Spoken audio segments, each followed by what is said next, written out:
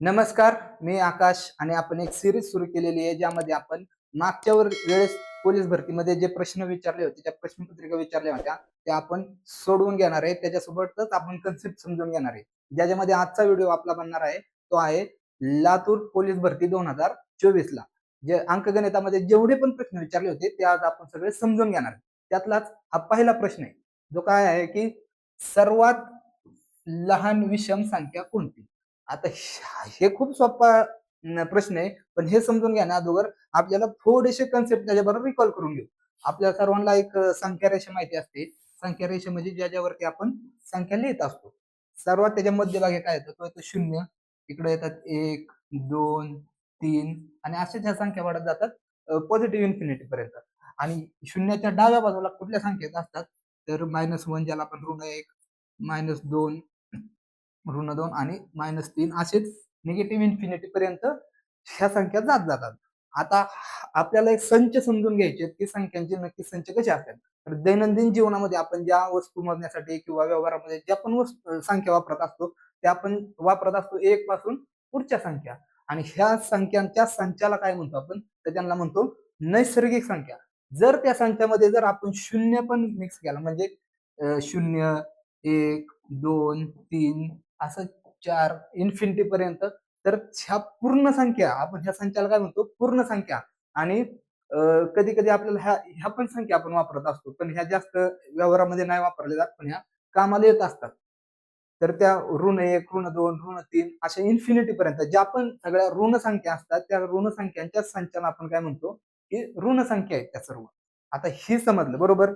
आता आपल्याला काय माहितीये, नैसर्गिक संख्या म्हणजे कुठल्या संख्या, तर त्या असतात 1, 2, 3, 4 असंच इन्फिनिटी पर्यंत ह्या संख्या जात जातात. ह्याला आपण काय म्हणतो, नैसर्गिक संख्या. ह्या आपण दैनंदिन जीवनामध्ये किंवा व्यवहारामध्ये वापरत असतो.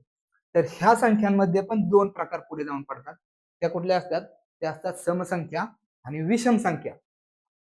मग विषम संख्या म्हणजे काय, की ज्या संख्या दोन भागांमध्ये विभागल्या जात नाहीत किंवा दोनने भागल्यानंतर त्यांची बाकी एक उरते. किंवा आणि समसंख्या म्हणजे काय, की ज्या संख्यांना आपण दोन समान भागांमध्ये भागू शकतो. म्हणजे 2ला जर आपल्याला भागायचं झालं तर 1 आणि 1 असे 2ला भागले की बरोबर 1 आणि 1 असे दोन भाग पडतात. म्हणजे उदाहरणार्थ 2 पेन आहेत, तर त्यांना दोन वेगवेगळे सेट बनवायचे असेल तर आपण काय करतो, एक पेनाचा एक आणि दुसऱ्या पेनाचा एक. म्हणजे ज्या संख्यांना दोन समान संख्यांमध्ये भागता येतं त्या संख्यांना आपण समसंख्या म्हणतो. आणि ज्या संख्यांना दोन समान भागांमध्ये भागता येत नाही किंवा ज्याला दोनने भागल्यानंतर ज्यांची बाकी एक उरते त्यांना आपण विषम संख्या म्हणतो. आता सर्वात लहान विषम संख्या कोणती असेल, तर ती असते 1. म्हणजे सर्वात छोटी आहे ना ती. शून्यापासून सुरुवात केल्यानंतर पहिल्यांदा कुठला येतो, 1 येतो, 2 येतो, मग 3 येतो. मग 1 नंतर येणारी दुसरी समसंख्या विषम संख्या कुठली, तर ती आहे 3. आणि सर्वात लहान समसंख्या कुठली असते, तर ती असते 2. तर ह्या प्रश्नाचं उत्तर काय, सर्वात लहान विषम संख्या कोणती, तर ते आहे ऑप्शन क्रमांक 2, जे की आहे 1. आता आपल्याला वळायचे पुढल्या प्रश्नाकडे. 120च्या 8% म्हणजे 6च्या किती टक्के आहे. सगळ्यात पहिल्यांदा आपल्याला समजून घ्यायचे की टक्केवारी कशी काढायची जाते. त्या खूप मी छोट्या छोट्या गोष्टी सांगतोय, पण ह्या एकदा रिकॉल करणं गरजेचं असतं. उदाहरणार्थ आपण घेतलं की आपल्याला एका विषयामध्ये 80 मार्क मिळालेले. म्हणजे जर आपल्याला त्या विषयामध्ये किती गुण मिळालेत हे जर आपल्याला काढायचं असेल, तर आपण कसं काढतो, मिळालेले गुण किती आहेत 80 भागिले किती पैकी मिळाले ते आपल्याला, तर ते 100 पैकी मिळाले बरोबर. आणि टक्क्यांमध्ये काढायचे म्हणून त्याला आपण काय करतो, गुणिले 100. आता हे जर सोडवलं तर काय येणार 80, कारण एकाच विषय आहे ना. म्हणून म्हणजे 80 गुण जर आपल्याला एका विषयामध्ये मिळाले तर आपण किती टक्के म्हणतो की त्या विषयामध्ये मार्क्स मिळाले आपल्याला, तर ते मिळाले 80%. बरोबर. हे टक्केवारीचं एक सूत्र आहे की एवढं समजलं की अख्खी टक्केवारी आपल्याला याच्यावरून सोडवता येते बरोबर. तर आता ह्या प्रश्नाकडे वळूयात आपण. तर 120च्या 8% म्हणजे 6च्या किती टक्के हे आपल्याला काढायचे. आता 120च्या 8% जर आपल्याला काढायचं असेल तर आपण कसं काढतो, 120 गुणिले 8% बरोबर.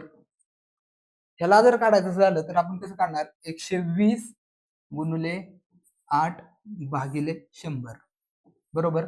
आता आपल्याला काय काढलंय, 120च्या 8% हे मिळालं बरोबर.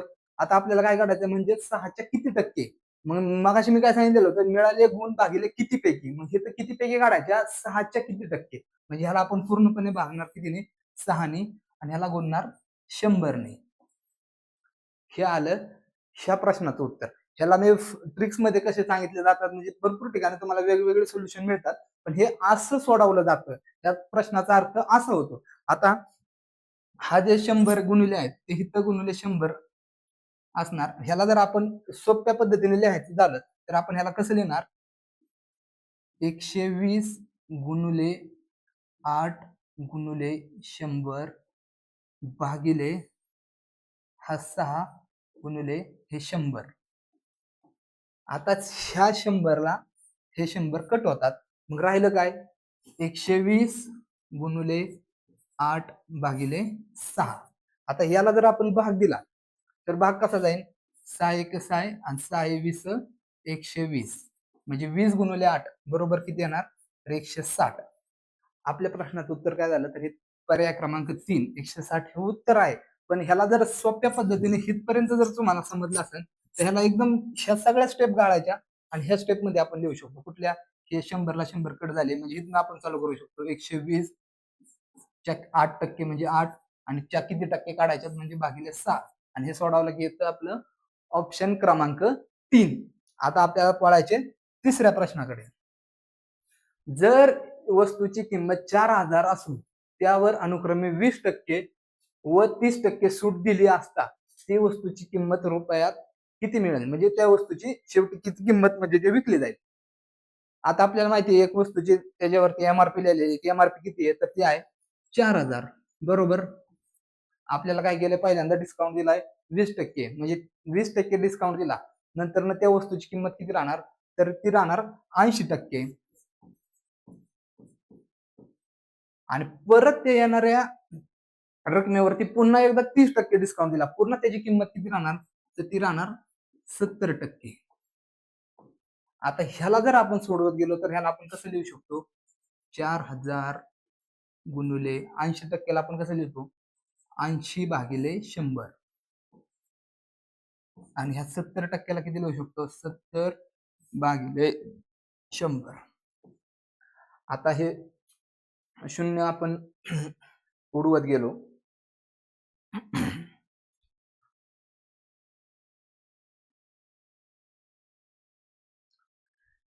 यालाच आपण पुढे सोडवत गेलो म्हणजे शून्य कमी केले. ह्या शून्याला हा शून्य गट, ह्या शून्याला हा एक शून्य, ह्या शून्याला हा शून्य गट, ह्या शून्याला हा एक शून्य, म्हणजेच राहणार काय, 40 गुणिले 8 गुणिले 7, 7 8 56, म्हणजे 40 गुणिले 56. त्याचा गुणाकार केल्यावरती उत्तर काय येतं, तर ते येतं 2240, म्हणजेच ऑप्शन क्रमांक 2 हे आपल्या या प्रश्नाचं उत्तर आहे. तर आता वळूयात आपण तिसऱ्या प्रश्नाकडे, चौथ्या प्रश्नाकडे. एक रेल्वे 108 किलोमीटर प्रति तास वेगाने एका खांबाला 15 सेकंदामध्ये ओलांडते, तर ट्रेनची लांबी किती. आता आपल्याला रेल्वेचं स्पीड कशामध्ये दिलंय, तर ते किलोमीटर प्रति तासामध्ये दिलंय, आणि त्या खांबाला ओलांडण्याचं जे वेळेचं युनिट दिलंय ते किती दिलंय, सेकंदामध्ये. तर सगळ्यात पहिल्यांदा आपल्याला हे किलोमीटर प्रति तासाला सेकंदामध्ये रूपांतरित करावं लागेल, म्हणजे मीटर प्रति सेकंद. जर 108 ला किलोमीटर प्रति तासाचं जर कन्व्हर्जन आपल्याला मीटर प्रति सेकंद मध्ये करायचं असेल तर ती कसं करायचं, सगळ्यात सोपं मी सांगतो. 108 हे काय आहे, किलोमीटर पर प्रति तासाचं स्पीड आहे, त्याला आपल्याला काय करायचं, किलोमीटरचं जर मीटर मध्ये करायचं असेल तर 1 किलोमीटर म्हणजे किती मीटर, तर ते असतात की 1000 मीटर, बरोबर. म्हणजे त्याला गुणायचं आणि भागायचं काय, प्रति तास. प्रति तास म्हणजे एका तासामध्ये 60 मिनिटं असतात आणि 60 मिनिटांमध्ये 60 सेकंद असतात, म्हणून त्याला भागायचं किती, 60 मिनिटं गुणिले 60 सेकंद. हे ज्यावेळेस आपण कन्वर्ट करणार त्यावेळेस आपल्याला काय मिळणार, की त्या रेल्वेचं प्रति मीटर प्रति सेकंदामधलं स्पीड मिळणार. हे ज्यावेळेस आता ह्या ज्या कॉमन गोष्टी जर आपण सोडवत गेलो तर ह्या कुठल्या सोडणार, शून्याला शून्य कट झाला, ह्या शून्याला हा शून्य कट होत गेला, 108 गुणिले 10 भागिले 12, हे जर सोडवलं तर ह्याचं उत्तर येईल 30 मीटर प्रति सेकंड. म्हणजे किती, एका सेकंदामध्ये ती रेल्वे 30 मीटर ही पुढे जात असते. तर आपल्याला हा उत्तर प्रश्न काय मिळालं, प्रति सेकंदामधलं स्पीड मिळालं, बरोबर, 30 मीटर मध्ये. आता एका खांबाला ओलांडण्यासाठी इकडं एक रेल्वे ही ह्या खांब आहे इथं, तर ह्या खांबाला ओलांडण्यासाठी तिला किती वेळ लागतोय, तर तो लागतोय 15 सेकंद. मग आपल्याला एका सेकंदात ती किती जाते पुढं, तर ती जाते 30 मीटर पुढे जाते. मग जर तिला ओलांडायला ह्या टोकापासून ह्या टोकापर्यंत जायला 15 सेकंद लागत असतील, तर ह्याचा अर्थ काय, पहिल्यांदा ती पुढे निघणार किती मीटर, 30 मीटर पुढे निघणार आणि राहिलेले रेल्वे मागे असणार. दुसऱ्या सेकंदात परत 30 निघणार, 30 निघणार, 30 निघणार, असे 15 सेकंदानंतर तिचा जे शेवटचा डबा असतो ना, तो हा आंबाला क्रॉस होतो. म्हणजेच आपल्याला काय करावं लागणार, की 15ला किती गुणावं लागणार, 30नी, कारण त्या सेकंदाचं स्पीड, ते स्पीड आपण सेकंदामध्ये काढलेलं आहे. म्हणजे 15 × 30 बरोबर त्या रेल्वेचं लांबी आले. 15 × 30 किती असते, तर ती असते 450, म्हणजे 450 मीटर ही त्या रेल्वेची लांबी आली. आता आपल्याला ह्याच्यामध्ये एकच गोष्ट माहिती पाहिजे असते, की स्पीडचा फॉर्म्युला काय आहे, वेगाचा फॉर्म्युला काय आहे, तर अंतर भागिले वेळ.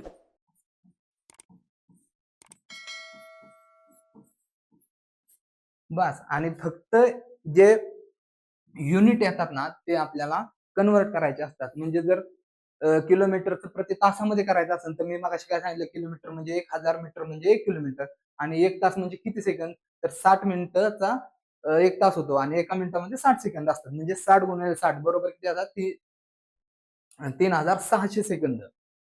मग जर किलोमीटर प्रति तासाला जर आपल्याला मीटर प्रति सेकंड मध्ये जर कन्वर्ट करायचं असेल, तर त्याला गुणायचं कितीने, 1000 भागिले 3600 या संख्येने गुणलं की त्याचं युनिट आपल्याला मीटर प्रति सेकंड मध्ये मिळून जातं.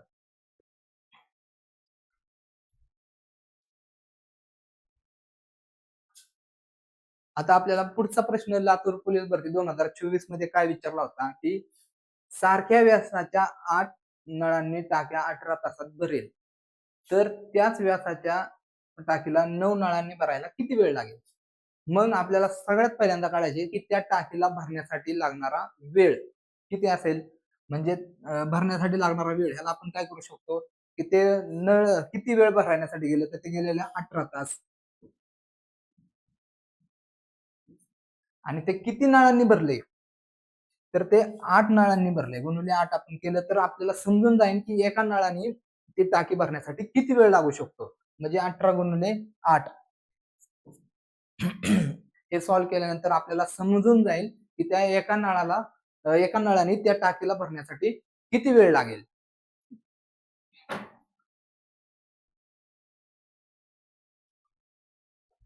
तर हा आपण कुठं होतो, की ती एका नळाने भरायला किती वेळ लागेल, जर हे आपल्याला पाहायचे असेल, तर एक टाकी भरण्यासाठी किती नळ वापरले आणि किती वेळ गेला ह्यांचा जर गुणाकार केला तर तास येतो. जेवढे तास त्या एका नळाने आपल्याला भरण्यासाठी लागू शकतात. म्हणजे 18 × 8 हे जर आपण सोडवलं तर 8 8 144.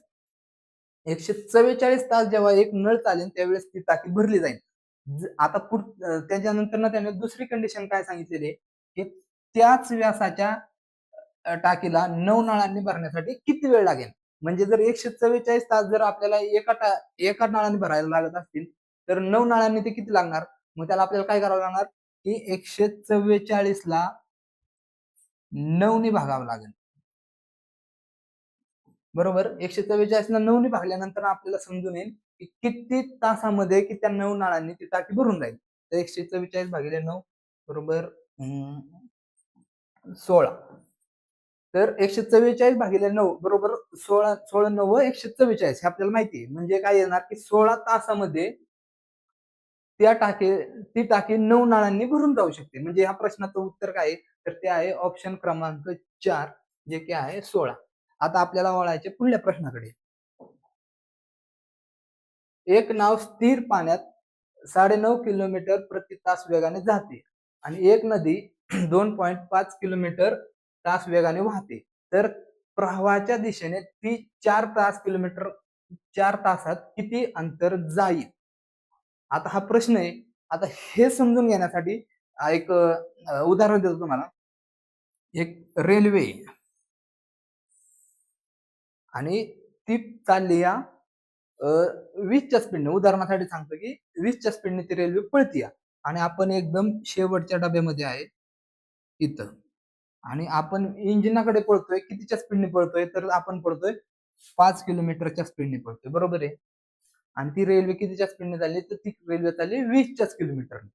जर आपण ह्या रेल्वेच्या बाहेरून बघितलं, आपण हित आहे, आपला वेग किती असेल?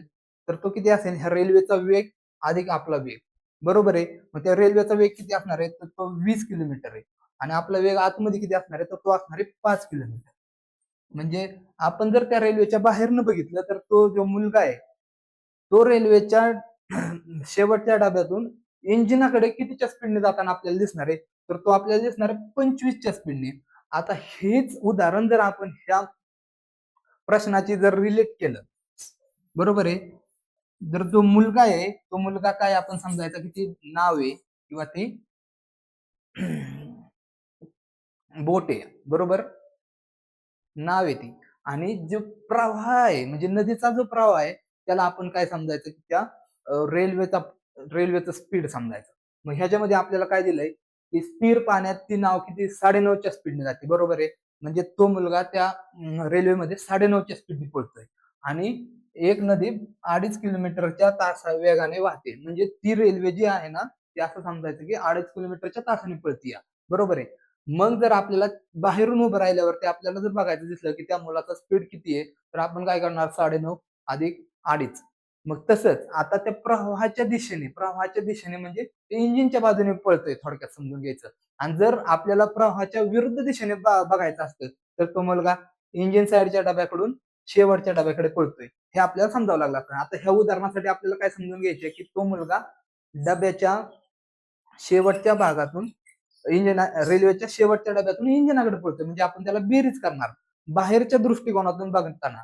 आणि ज्या वेळेस असं विचारलं जातं की प्रवाहाच्या विरुद्ध दिशेने ती नदी वाहते, तर आपल्याला काय समजायचं की तो मुलगा आहे ना, तो इंजिनाच्या मागच्या डब्यात बसलेला आहे आणि तो शेवटच्या डब्याकडे पळतोय.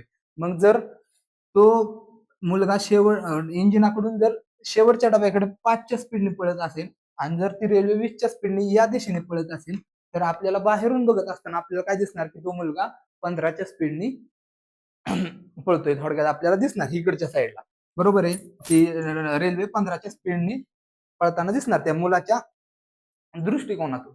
तर आता ह्या ठिकाणी आपल्याला समजून काय घ्यायचे की ती नाव किती पळतीये? ती या दिशेने पळतीया. नदीचा प्रवाह या दिशेने. किती आहे? तर इथं जे पाणी होतं ना, ते 2.5 तासाने पाणी इथं जाणार, म्हणजे 2.5 किलोमीटर जाणार 1 तासानंतर, बरोबर आहे. आणि जर त्याच्यावरती बोट मांडली, तर बोट पण इकडं जाते पुढं, म्हणजे आपल्याला काय समजणार की आपण जर प्रवाहाच्या दिशेने असणार, तर त्यावेळेस आपण बोटचं स्पीड, नावाचं स्पीड आणि त्या नदीच्या पाण्याचं स्पीड यांची बेरीज करतो. जर आपल्याला त्या बोट किती किलोमीटर गेली किंवा किती अंतर पार केलं ही गोष्ट मोजण्यासाठी. आता ह्या उदाहरणामध्ये आपण काय म्हणणार? 9.5 अधिक 2.5 बरोबर किती येणार? तर ते येतं 12, बरोबर आहे.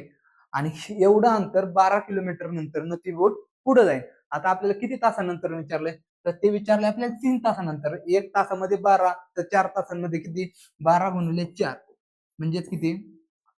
12×4 = 48, बरोबर. 48 किलोमीटर ती बोट 4 तासानंतर लांब गेलेली असेल. जे आपलं उत्तर आहे ऑप्शन क्रमांक 2, 48 किलोमीटर प्रति तास.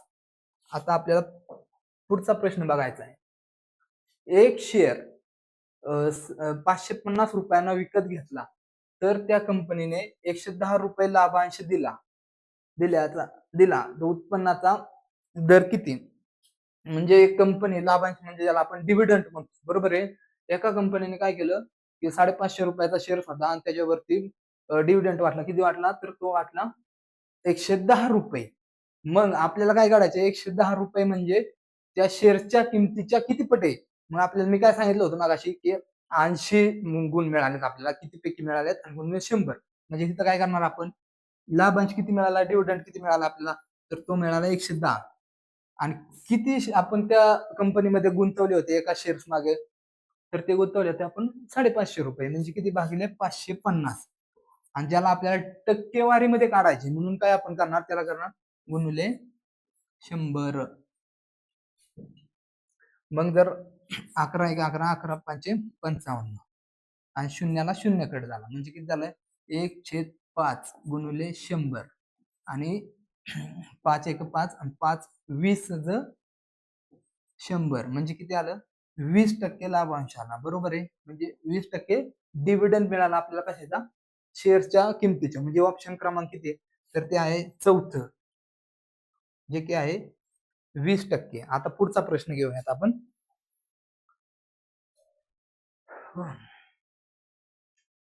तर हा आपल्याला बॉडमॉस नियमाप्रमाणे हा आपल्याला सोडवायचा आहे. पहिल्यांदा आपण काय करतो पहिल्यांदा आपण काय सोडवत असतो कंस सोडवत असतो. त्याच्यानंतर आपण काय सोडवत असतो त्याच्यानंतर आपण सोडवत असतो भागाकार. त्याच्यानंतर आपण काय सोडवत असतो त्याच्यानंतर आपण सोडवत असतो गुणाकार, मग सोडवत असतो वजाबाकी आणि शेवट करत असतो बेरीज. आता ह्या प्रश्नाला आपल्याला व्यवस्थितरित्या मांडून घेऊया. पहिल्यांदा काय येणार 12 अधिक 52 भागिले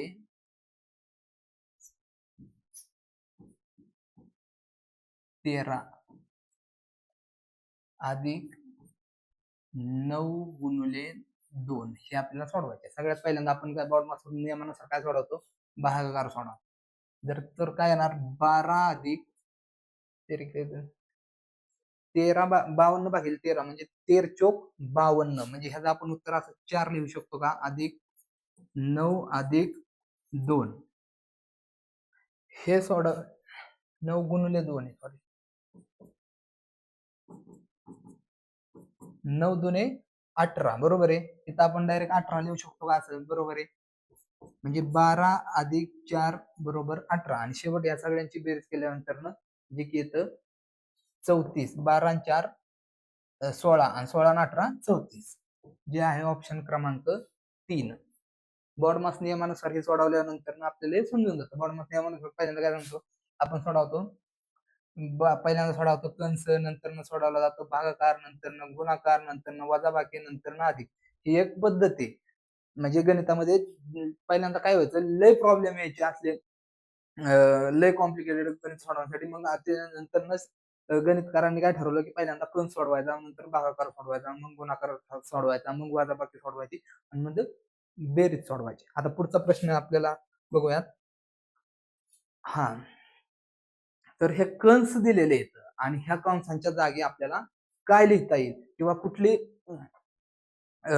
कुठली चिन्ह वापरल्यानंतर हे एक समीकरण आहे जे की सोडवलं जाईल हे आपल्याला पाहायचे.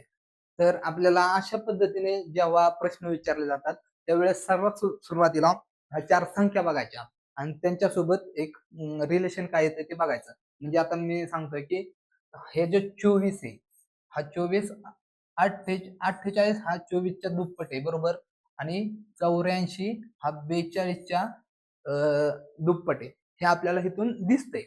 आता आपल्याला काय करायचं असतं की ह्याच्यामध्ये आहेत ना असे 3 चिन्ह टाकायचे की जे समीकरण बनलं जाईल आणि जे की सुटलं जाईल. आता काय घेऊ 24 84 42 आणि 48. आता एक तर बरोबरचं चिन्ह याच्यामध्ये फिक्स असतं ते आपण कुठे देऊ शकतो इथं देऊ शकतो इथं देऊ शकतो इथं देऊ शकतो बरोबर आहे.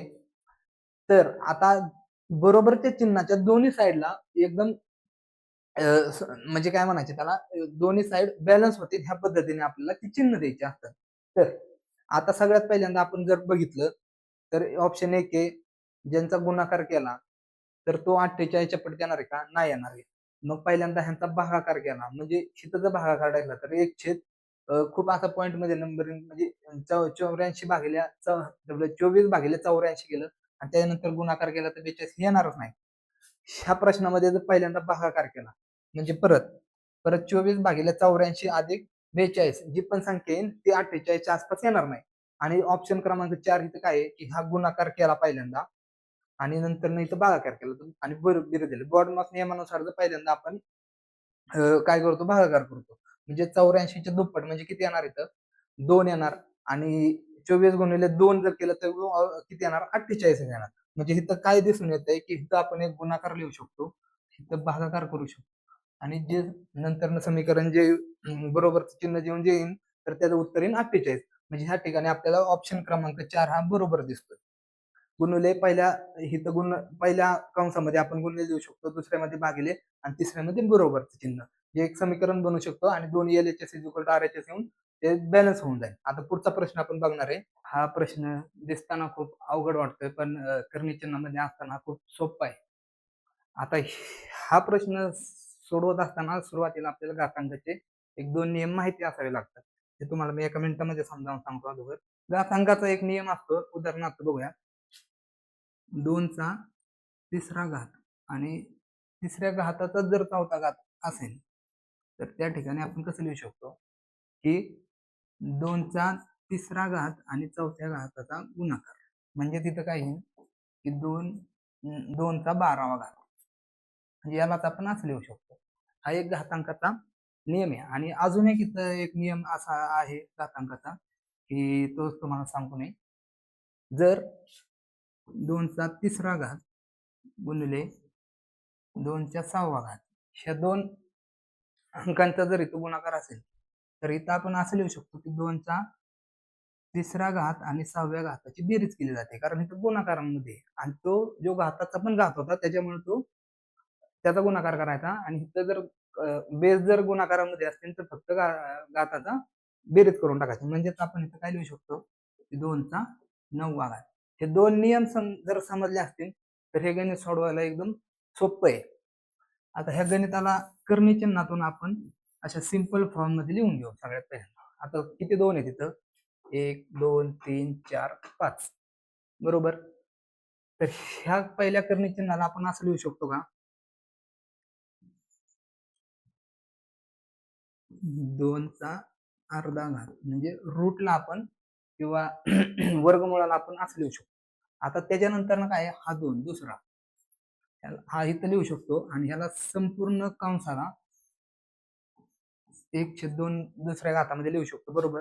2 झाले. आता तिसरा कसा लिहिणार 2 ला 3 2 झाले. आता 4 चौथ्यांदा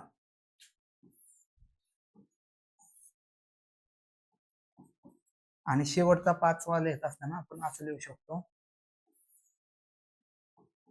आता काहीही करायचं नाही, फक्त ह्या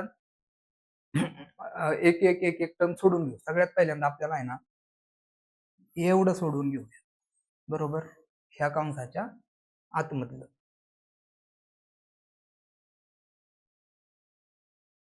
बरोबर आहे. तर ते काय येणार हा 2चा अर्धा घात आणि जर ह्याची इथं करायची असेल कंस सोडवायचा असेल तर परत 2च्या वरती किती येणार अर्धा घात आणि गुणले ह्याचे ह्याचे काय सांगितले मी तुम्हाला की ते फक्त गुणाकार करून टाकायचा. इथं ऑलरेडी एक असणार आहे आणि हा अर्ध्या बरोबर ह्याचा गुणाकार होणार आणि इथं 1/2 घात येणार बरोबर. तसंच आता ह्याचा काय येणार याची याची गुणाकार करायची आणि अंशाचे अपूर्णांकाचा गुणाकार करत असताना अंशाचा अंशाचे गुणाकार करायचा आणि छेदाचा छेदाची करून टाकायचा. म्हणजे ह्याचा 2 ला किती घात आहे ना 1/4 बरोबर. आता ज्या वेळेस असे दोन संख्यांचा गुणाकार असेल आणि त्यांचे घात जर वेगवेगळे असतील तर तिथं काय करायचे जर बेस सेम असेल तर त्या सिंपल त्या गोष्टींचा बेरीज करायची. म्हणजे याला आपण कसं लिहू शकतो की 2चा 1/2 अधिक 1/4 बरोबर.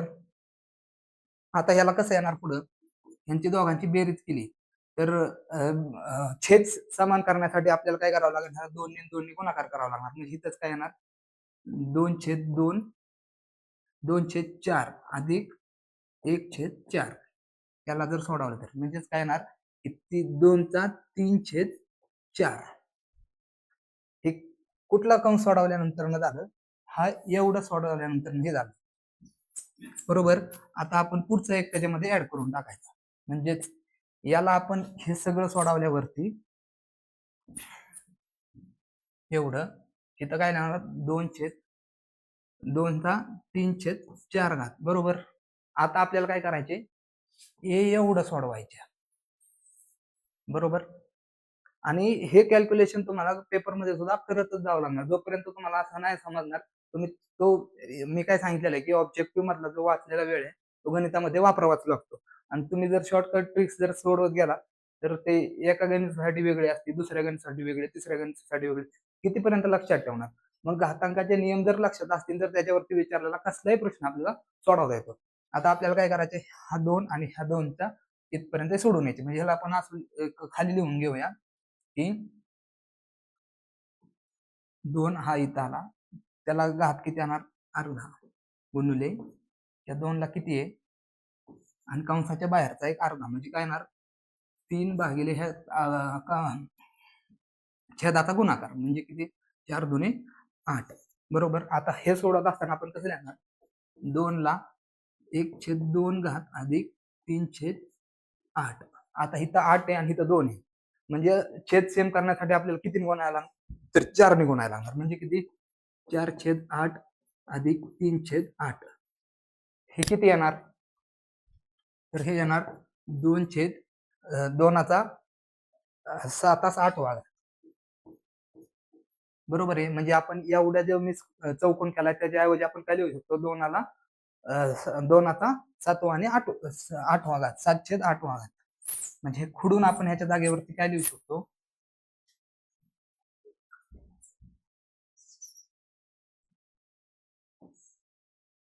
2चा 7/8.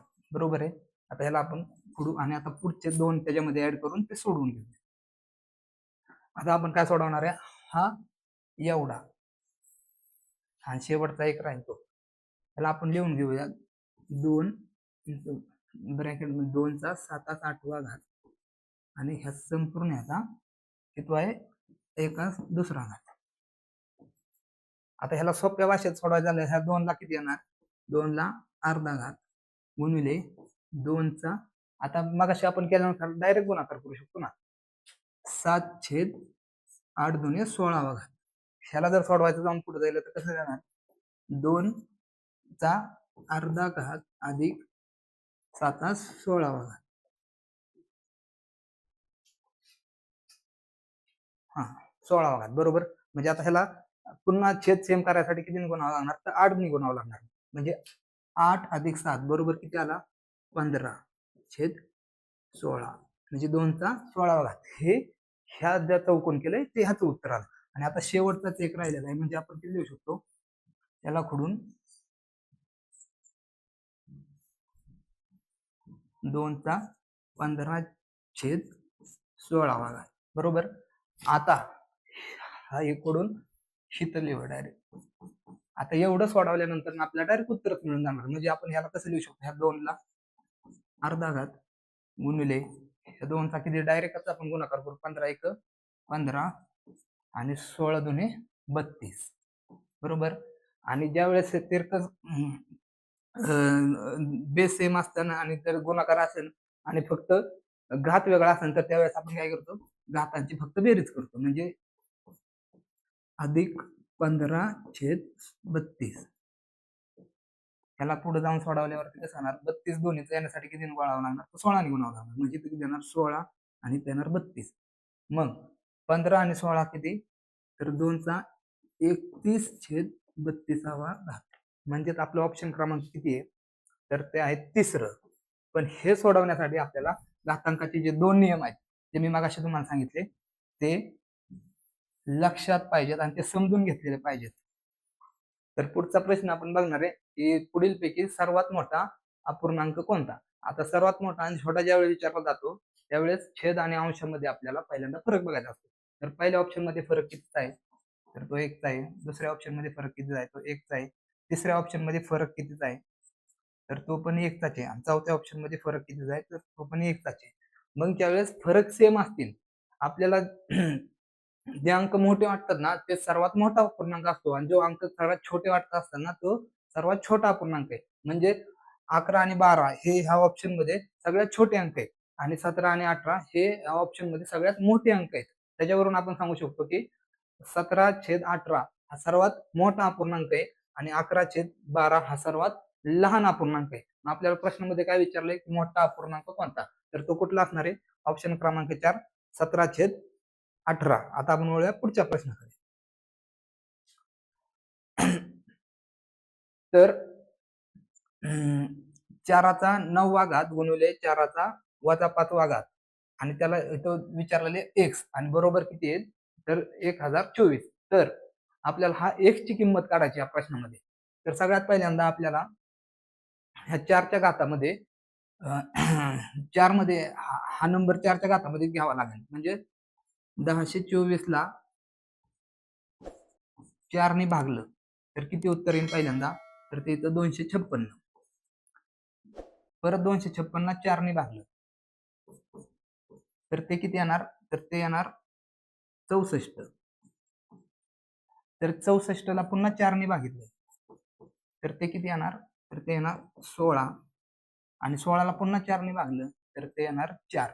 म्हणजे आपण 4 गुणिले 4 गुणिले 4 गुणिले 4 गुणिले 4 असे ह्याचे फॅक्टर पाडू शकतो. म्हणजे त्याला आपण काय लिहू शकतो 4 आपला 4चा 5वा घात. मग आता ह्या ज्या समीकरणाला आहे ना सगळ्यात पहिल्यांदा आपण सरळ रेषेमध्ये लिहून बघूया.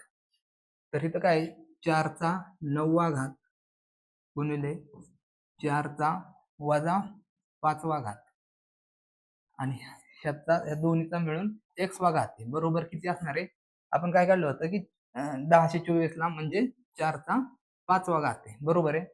मग आता ह्याला 4 मध्ये कन्वर्ट करायला लागेल आणि जे बरोबर येणार आहे ना तोच असणार आहे 5च्या बरोबर. म्हणजे आता इथं किती असणार आहे 4/9चा घात. आता इथं गुणिले 4चा वजा 5 आहे म्हणजे इथं काय असणार आहे की तो खाली गेलेला आहे थोडक्यात. म्हणजे छेदामध्ये आपण लिहू शकतो 4चा 5वा घात.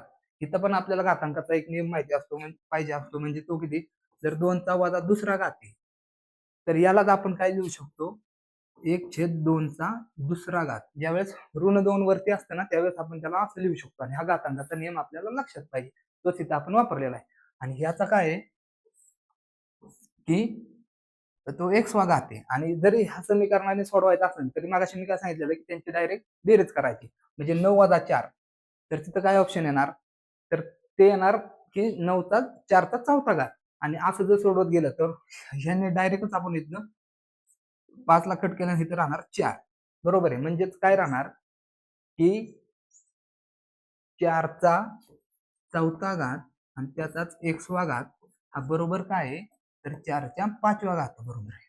म्हणजेच आपण याला काय लिहू शकतो 4चा 4x घात बरोबर 4चा 5वा घात. म्हणजेच इथं काय विचार आलेलं आहे की 4x बरोबर काय येणार 4x बरोबर 5 येणार. म्हणजेच किती 4x बरोबर 5 म्हणजेच x बरोबर इकडे गुणिलेचा 4 तिकडे गेल्यावरती काय येणार भागाकाराला जाणार म्हणजे 5/4 x बरोबर किती आलं 5/4 जे की आपला ऑप्शन नंबर 4 आहे.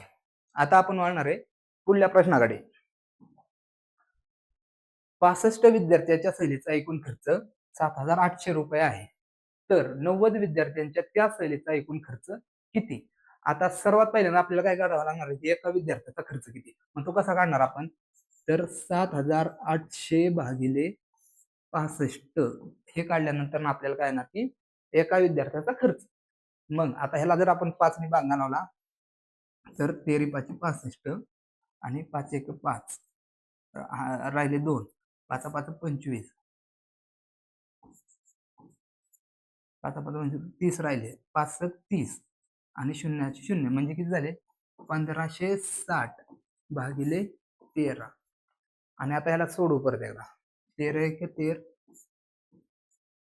राहिले किती 2 13×2 26 आणि 0 म्हणजे किती आलं एका विद्यार्थ्याचा खर्च आला 120. आता आपल्याला काय विचारलंय पुढं तर 90 विद्यार्थ्यांच्या त्या सहलीला एकूण खर्च किती येणार म्हणजे आपण काय करणार 120 गुणिले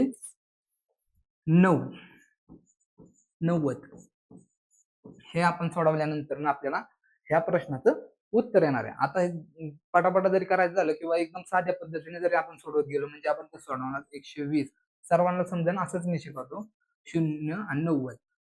तर पहिल्यांदा 0 जर असेल तर आपण काय लिहू शकतो डायरेक्ट 0 आणि पुन्हा 9 ने गुणाकार म्हणजे 9 0 0 9 2 1808 हातचे आले 1 9 1 9 9 2 10 म्हणजे 10,800 उत्तर. तर ते आहे ऑप्शन क्रमांक 1. तर आपण आता पुढल्या प्रश्नाकडे जातोय.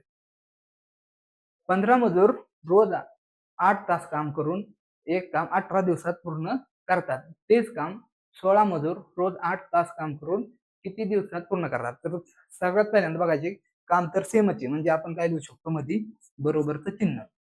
तर 15 मजूर आहेत पहिल्या कंडिशन मध्ये आणि दुसऱ्या कंडिशन मध्ये किती 16 मजूर. म्हणजे आपण 15ला 15 लिहून घेऊ आणि 16ला 16.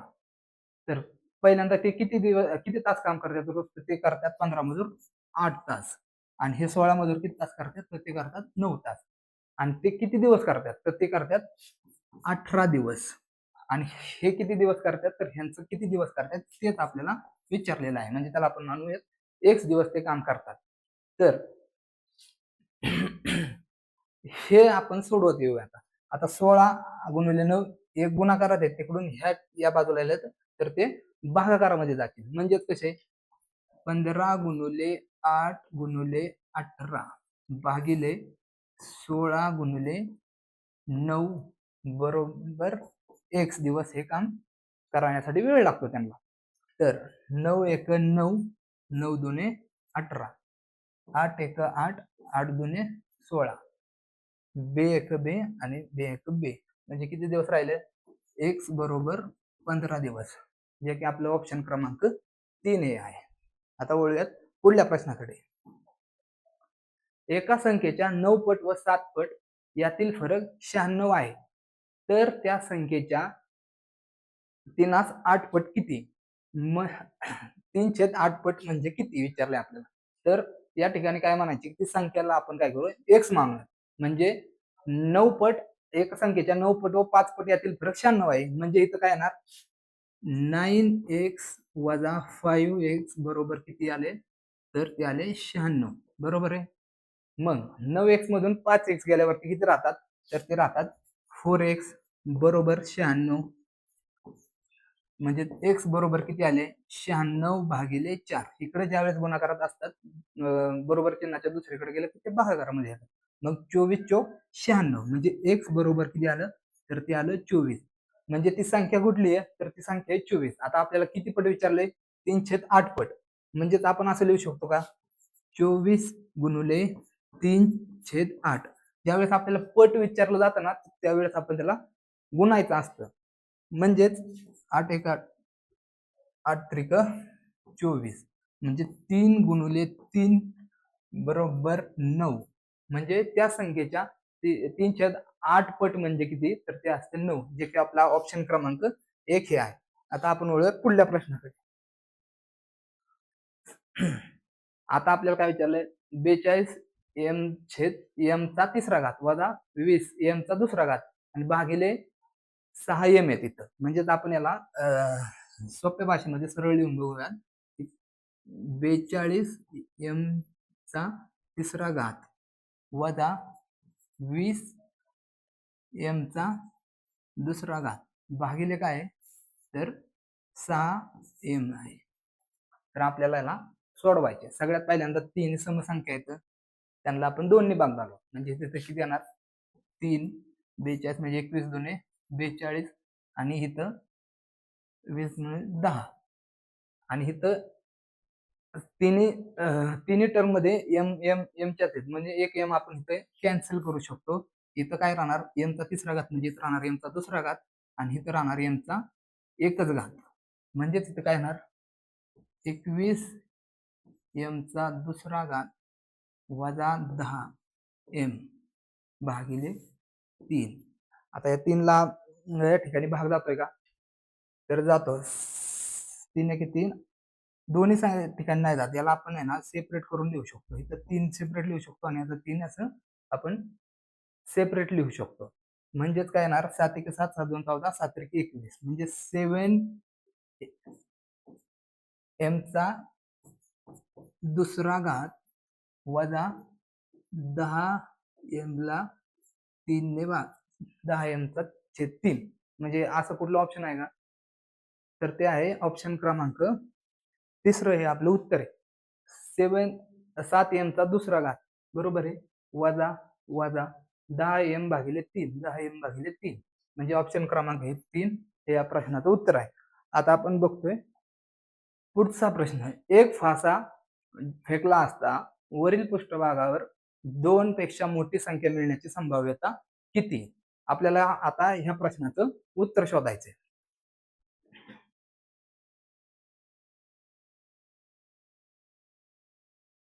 आता या प्रश्नाचं उत्तर शोधताना फासा म्हणजे काय, तर डायस आपण सापशिडी किंवा लुडो खेळताना आपण तो वापरत असतो. जर एक फासा फेकला तर काय काय पडू शकतं, तर तो अंक 1 पडू शकतो किंवा 2 पडू शकतं किंवा 3 पडू शकतं, 4 पडू शकतं, 5 पडू शकतं आणि 6 पडू शकतं. म्हणजे फासा फेकल्यावरती टोटल संभाव्यता किती येतं, तर त्या 6 आहेत. म्हणजे एक फासा फेकल्यावरती येणाऱ्या संभाव्यता ह्या 6 आहेत. आणि या ठिकाणी कंडिशन आपल्याला काय विचारलेली आहे, की पृष्ठभागावर 2 पेक्षा मोठी संख्या मिळण्याची संभाव्यता किती? आणि ज्यावेळेस आपल्याला संभाव्यता काढायची असेल, तर त्या कंडिशन मध्ये येणार त्या कंडिशन मध्ये किती संभाव्यता पडतात भागिले टोटल किती संभाव्यता आहेत. म्हणजेच थोडक्यात काय, तर 2 पेक्षा मोठी संख्या कुठल्या आहेत, ते आहेत 3 आहे, 4 आहे, 5 आहे, 6 आहे. म्हणजे किती येतं त्या शक्यता? त्या शक्यता आहेत 4.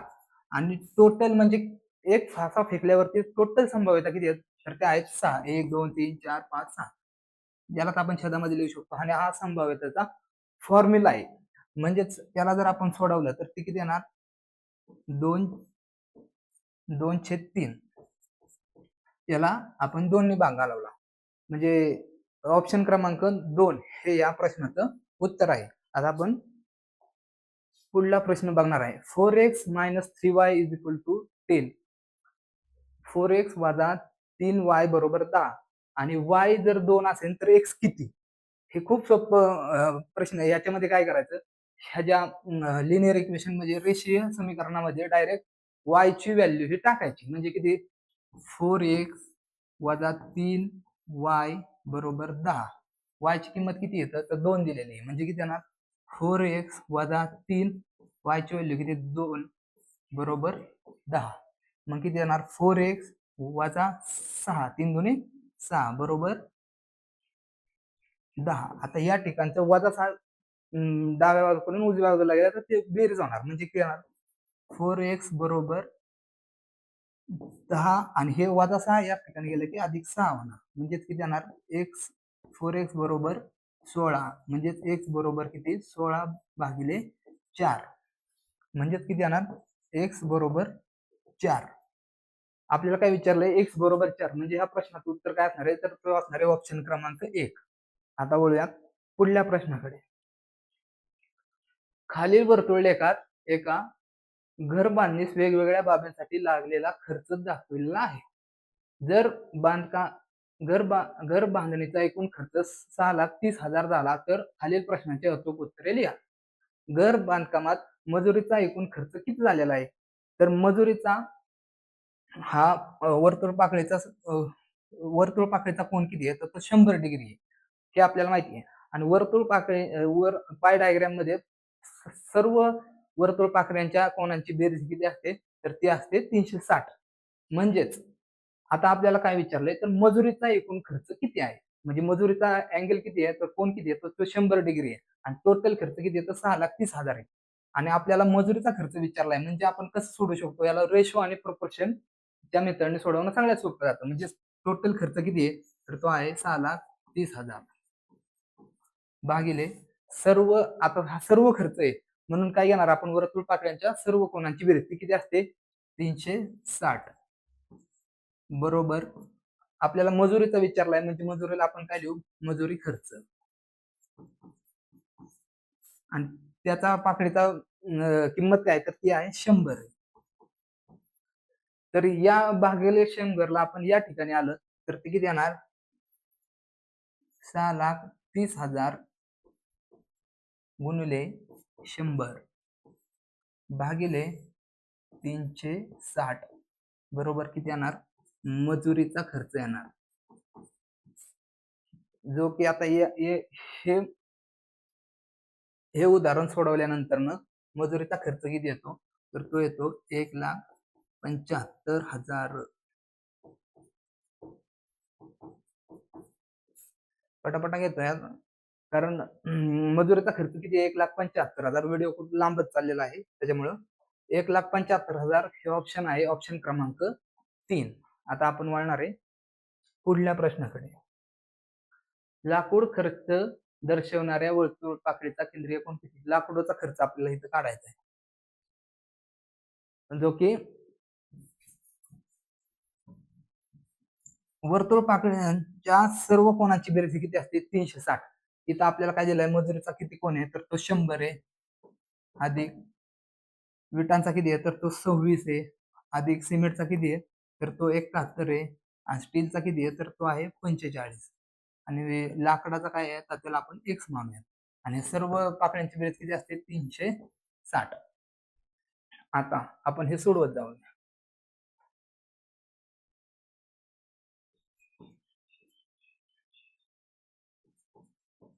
सव्वीस आणि 45 किती येतात?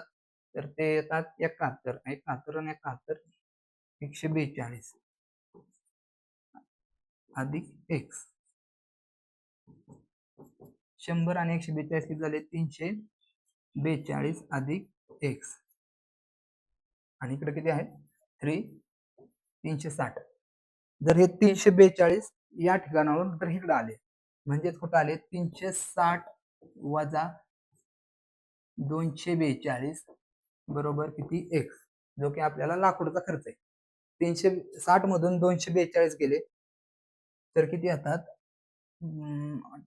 118. म्हणजे लाकडाची जी पाकळी आहे ना, त्याचा कोन किती असणार आहे? तो असणार आहे 118 डिग्री, जे की ऑप्शन आहे का बघूया. हा, ते आहे ऑप्शन क्रमांक 1. जर या प्रश्नाचं उत्तर आहे आपलं ऑप्शन क्रमांक 1.